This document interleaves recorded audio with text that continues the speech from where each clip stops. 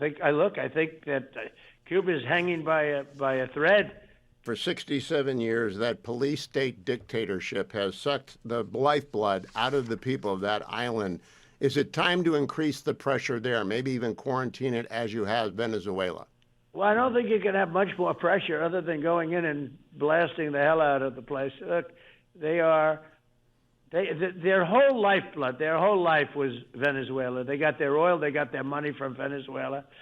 And as you know, when our great soldiers went in, we had nobody killed. They lost many Cuban fighters during that battle, many. Amazing job that the American soldiers did, led by a man who happens to be sitting right next to me, General Kane. Ah. What a job he did, and Pete Hegseth did, and the whole group. What a job they all did. It's amazing, actually. John Ratcliffe is walking in. Marco Rubio is walking in.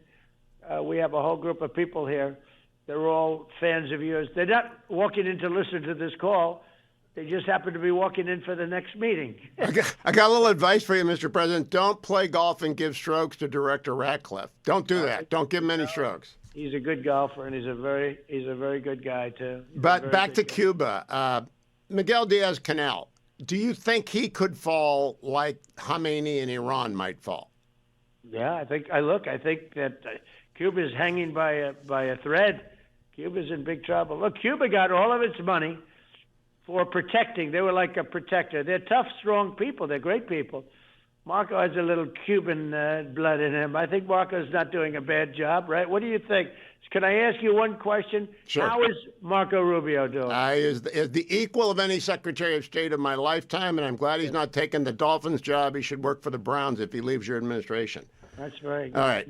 Where he goes will be successful. But no, I think that Cuba's really in a lot of trouble. But, people have been saying that for many years, in all fairness, about Cuba.